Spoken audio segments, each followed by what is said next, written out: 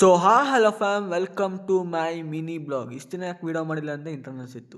ನಮ್ಮ ದೇವ್ರಿಗೆ ಕೈ ಮುಗ್ದು ನಾನು ಇವಾಗ ಹೋಗ್ತೀನಿ ಕಾಲೇಜ್ಗೆ. ಬೆಳಗ್ಗೆ ಬಸ್ಸಲ್ಲಿ ಓದ್ಕೊಂಡು ಅಂತ ಕೂತ್ಕೊಂಡ್ರೆ ಫುಲ್ಲು ನಿದ್ದೆ.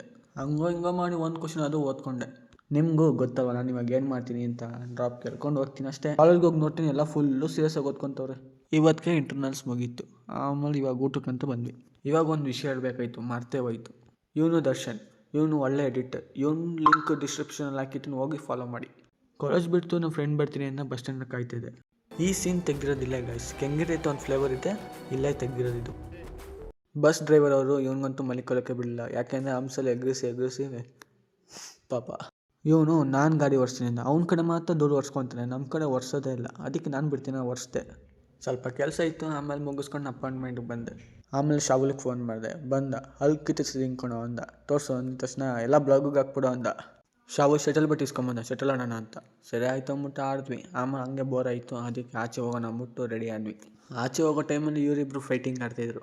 ಇವರಿಬ್ರು ಹಿಂಗೆ ಯಾವಾಗಲೂ ಜಗಳ ಆಡ್ತಾನೆ ಇರ್ತಾರೆ. ಹಂಗೆ ಇವರಿಬ್ರನ್ನೂ ಕರ್ಕೊಂಡು ಆಚೆ ಹೋದ್ವಿ. ಸುಮ್ಮನೆ ಒಂದು ರೌಂಡ್ ಹಾಕೊಂಡು ವಾಪಸ್ ಬಂದ್ವಿ. ಅವರಿಬ್ರು ಮನೆಗೆ ಹೋದ್ರು. ಆಮೇಲೆ ಇವ್ರನ್ನೂ ಕರ್ಕೊಂಡು ಮತ್ತೆ ಆಚೆ ಹೋದ್ವಿ. ಅಲ್ಲಿಗೆ ಹೋಗು,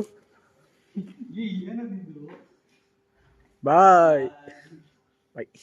ಇವನ ಹೆಸರು ಚಾರ್ಲಿ. ವಾಟ್ಸಪ್ ಪರಿಚಯ ನಿಮಗೆ. ಇವ್ನು ನನ್ನ ಗಾಡಿ ಸೌಂಡ್ ಕೇಳಿಸ್ದಾಗೆಲ್ಲ ಓಡ್ ಬರ್ತಾನೆ, ಯಾಕೆಂದರೆ ನಾನು ಚಾಕೋಸ್ ಹಾಕ್ತೀನಿ ಅಂತ.